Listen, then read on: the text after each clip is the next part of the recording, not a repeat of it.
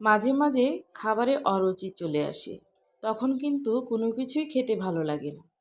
আর এরকম একটা রেসিপি যদি তখন খাওয়া যায় তাহলে কিন্তু এক প্লেট ভাত অনায়াসে খাওয়া যায়, আর পরিবারের সবাই হাসি মুখে খেয়ে নেয়। আসসালামু আলাইকুম। আজকে আমি আপনাদের সাথে শেয়ার করছি কাসকি মাছের চচ্চড়ি। আর এই কাসকি মাছের চচ্চড়িটা খেতে কিন্তু ভীষণ মজার হয়ে থাকে, বিশেষ করে এভাবে হাতে মেখে রান্না করলে। তো আমি কিভাবে করছি এখন আপনাদের সাথে শেয়ার করব। এখানে আমি প্রথমে কাসকি মাছ নিয়েছি, আর এই মাছটা কিন্তু ভালো করে ধুয়ে নিতে হয়।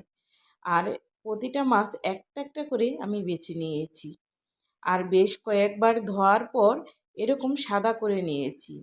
মাছটা যত ধুবেন ততই খেতে ভালো লাগবে। এখানে আমি পেঁয়াজ কুচি দিচ্ছি, আর কাঁচামরিচ ফালি দিয়ে দিচ্ছি।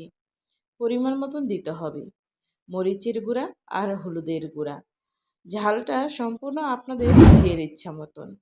স্বাদ বাড়ানোর জন্য লবণ, আর দিচ্ছি সয়াবিন তেল। হাতে এখন মেখে নিচ্ছি, আর এটা কিন্তু ভালো করে মেখে নিতে হবে। দেখতে তো পাচ্ছেন আমি অনেক সময়টা ধরেই ভালো করে মেখে নিয়েছি, যেন মাছটাতে ভালো করে মশলাটা মেখে যায়। মাখা আমার প্রায় হয়ে গেছে। এখন আমি পরিমাণ মতন এখানে পানি দিয়ে দিব। আর পানির পরিমাণটা কিন্তু একদম ঠিকঠাক করে দিতে হবে, বেশিও না কমও না।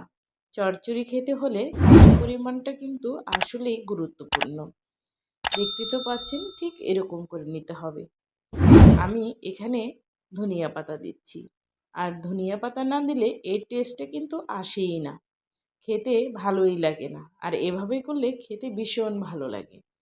তো দেখতে তো পাচ্ছেন আমি একবারই এটা বসিয়ে দিব।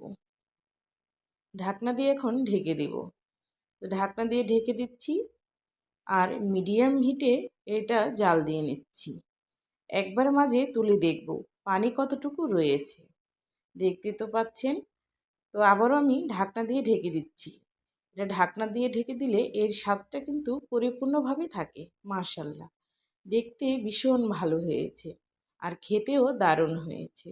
তো আজকের রেসিপিটা যদি ভালো লাগে সবাই শেয়ার করবেন, সাবস্ক্রাইব করবেন, আর পাশে থাকবেন। আল্লাহ হাফেজ।